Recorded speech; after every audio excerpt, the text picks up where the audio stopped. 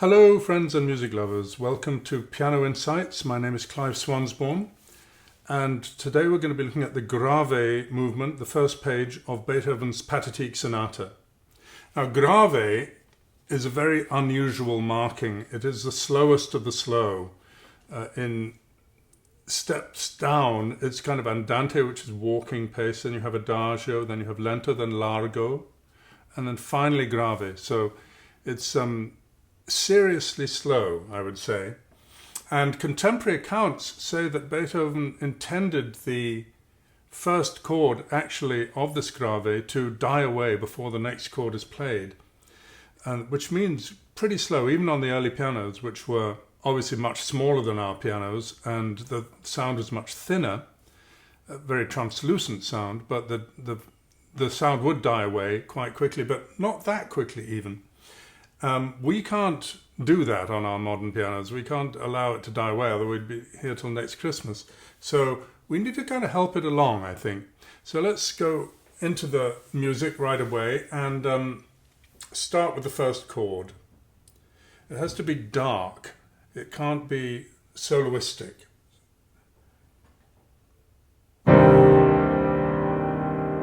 Okay, so that's about the right color for it, not... That's too soloistic. You want something thick and really dark and sort of murky, and then out of the murk springs the rest of the motif.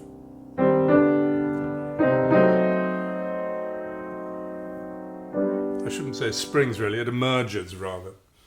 So one way to reduce the sound, because he actually marks here under the chord, he marks forte piano, which means forte and then instantly piano. As instantly as you can get, you should try to aim for piano. There's one way we can help that along here on the modern piano, is to play the chord, release it, release the pedal, and replace the notes. So in that, not in that order though, I think I got the order wrong. Play the chord, release the hands, and then put the chord down again, like that. And so it halves the amount of sound. Now, I haven't tried this. It works well on this piano, because this piano has a little click between here and the key bed. It sort of stops there. And I've got what that's called. Just right now, I forget what that's called. But anyway, not all pianos have that. In fact, I think Yamahas and Steinways have it, but I'm not sure if any other pianos do, but anyway, they probably do. But in any case, if they don't, well, you have to be a bit more, you have to find out how best to do it, and it'll be along these lines. At the very least, play the chord with the pedal down, and then reduce the pedal, just take up the foot, so it's no longer in the pedal, and then put it down at the last second again. And it slightly reduces the resonance of the chord. But if you do have a method to actually replace the chord with the fingers, that's ideal. You don't have to do anything big with the hands, by the way, just... And then it's halved, the sound is halved. Die away a little bit.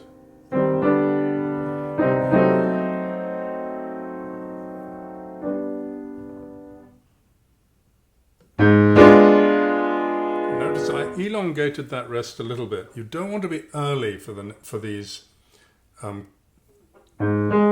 leaps in the left hand. It's better to be slightly late, in fact. But I would at least be absolutely on time. So you have to be counting very in your head, really quite carefully. So here, 2, 3, 4. 2, 3, 4. I was slightly late coming off the big chord. I think it's okay to do that, but it's not necessary. So let's just do it in strict time. 2, and then reduce that.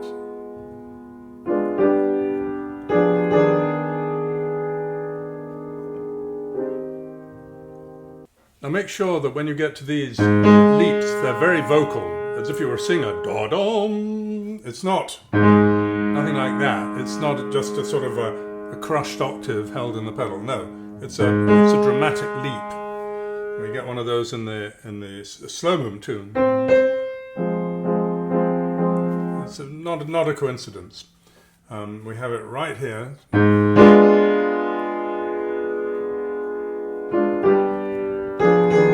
And notice that I'm sharpening the rhythms too. In other words, I'm not just going 1, 2, 3, 4, 1, 2, 3, 4, 1, 2, 3, 4, 1, 2, 3. It's not tight enough. It doesn't have enough tension, I find. As you'll see later on, in another context, it's perfectly fine. But in this context, I think you need to sharpen it. Make the longer notes, the dotted notes a little longer, and the shorter notes a little shorter. 1, 2, 3, 4. 1, 2, 3, 4. So a little bit after the 4.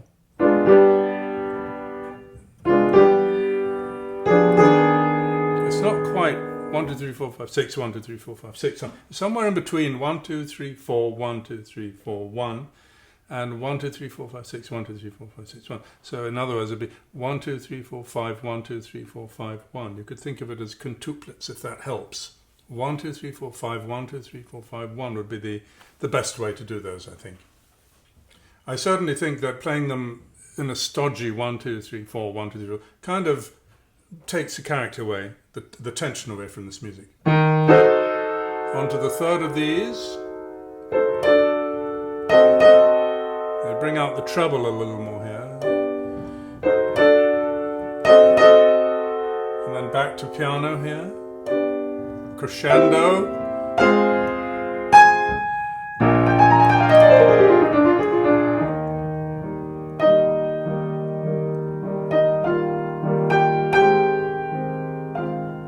Very expressive. And notice how I've gone back to you don't need the quintuplets anymore. Somehow it's in the major key. You've had the tension resolved into the major key. This is somewhat more restful. It's still very expressive, but it's not quite as tragic or dark. Absolutely essential that you have this sighing motif. If you hear someone play, and you won't like it. I hope you won't like it anyway. And certainly if you play it that way, stop. Don't do that. So you need to shape everything. You're going to that one. You see, you've got to shape just about everything. It's extremely expressive music. You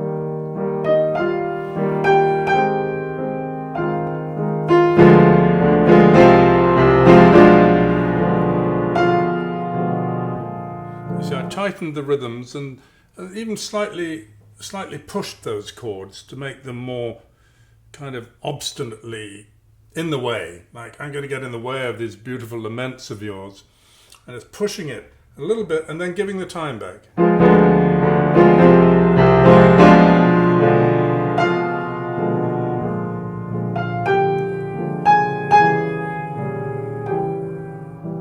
Now, is this going to be bigger? I think so.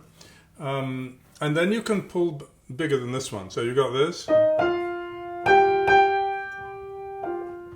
And then after the outburst, let's hear this in there. Very hard to balance these chords. They have to be super soft. And then so one can hear the bass descend there.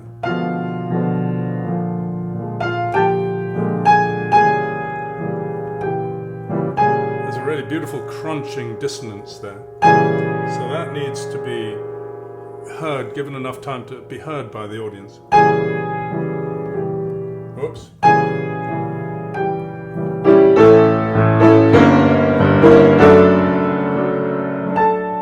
Pull back here, make it slightly different. Don't make it bigger than the other two. I think you're going to be doing a crescendo here, so you need to pull back first. And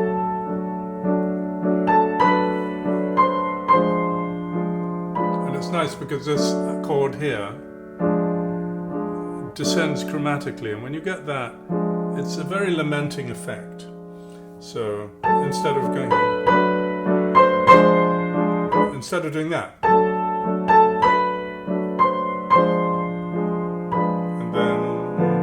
is the...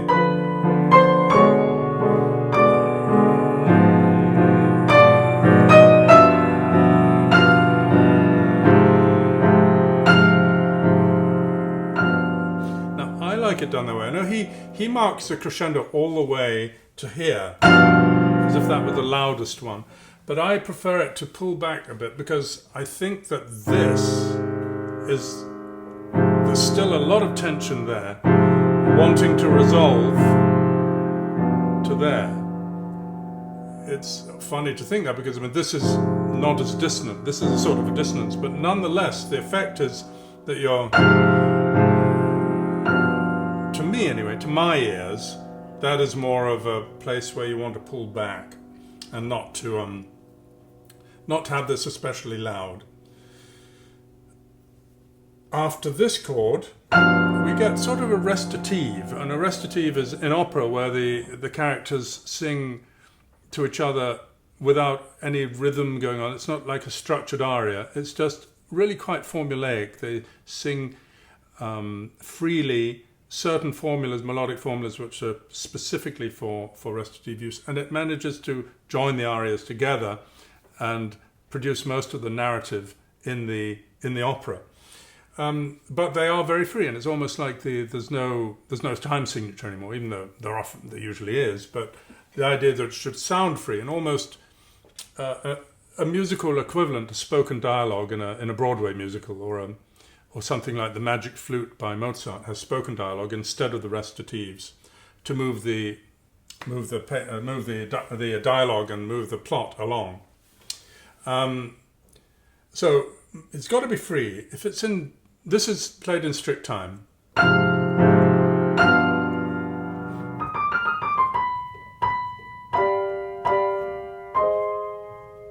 I think that's a little boring.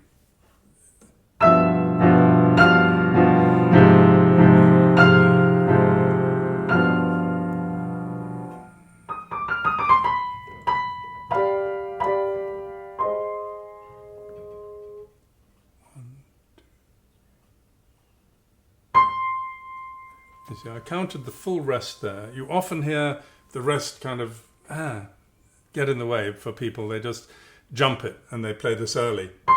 That's not part of the freedom. I think the silence in this page of music, the silences are very important. The Beethoven maestro of piano, Arthur Schnabel, once I think wrote that the silences between the notes are just as important as the notes. Well, this is full of silences. And we'll see that in the Allegro we also have similar long silences. And I think if you jump in early, it kind of shows how impatient you are. And it doesn't give the silences enough presence. You want it to have real presence, like keeping the audience waiting. What's going to happen next? And you hear a palpable presence in the silences. So we have 2, 3, 4. Late, not da da da da da da da da. That's boring. I mean, he had to write it out.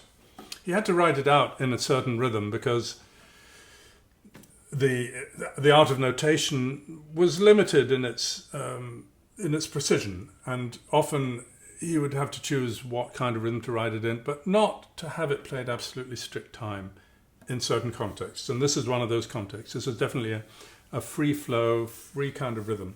It reminds me of later on, he wrote, obviously later on, in the same key though, the Fifth Symphony, where in the recapitulation, and then when that happened very early on in the piece, you would have that. But instead of that, an oboe just takes over, and we have this.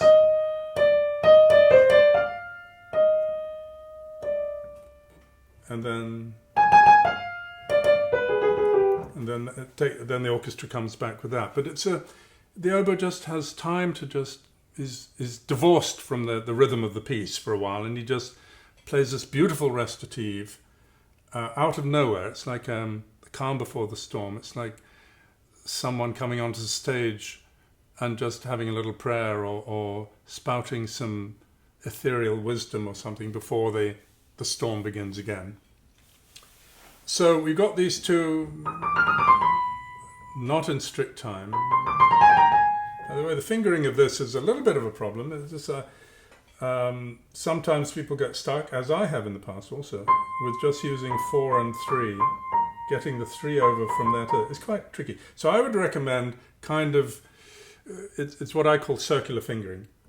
Play a different fingering on the B flat than on the B. So you can put a 3 on the C, 2 on the B natural, and 5 on here. So you end up putting a 3 on the B flat.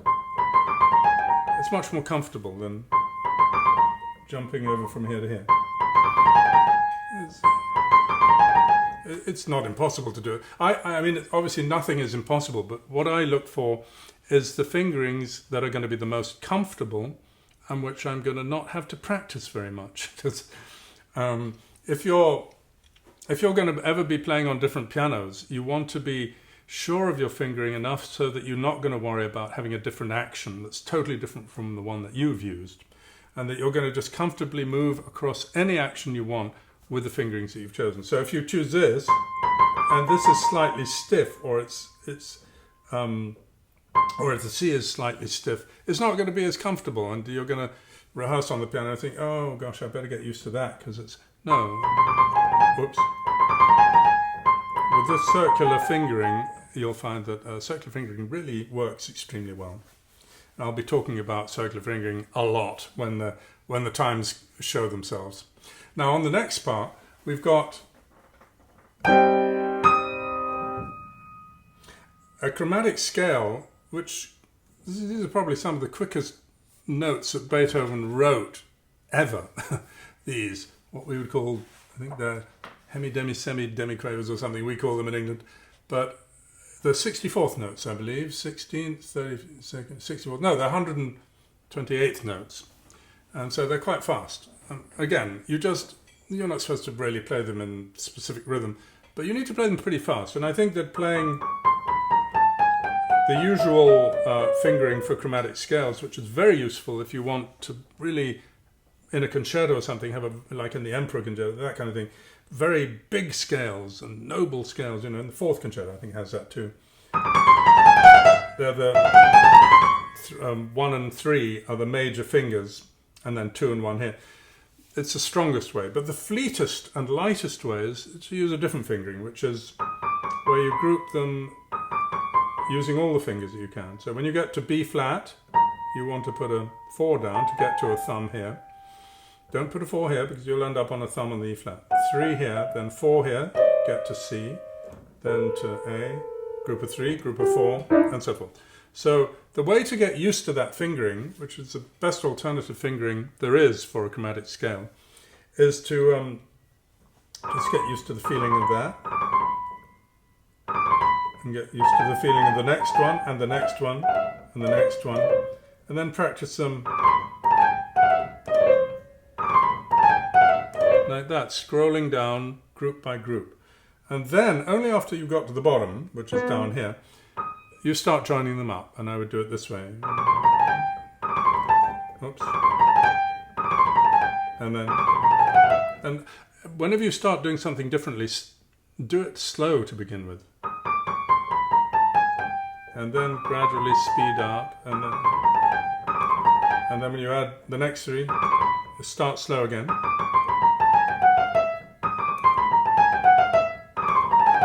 And so forth, and you get all the way down that scale. I've taught this many times with this fingering, and the natural instinct of most students is to just go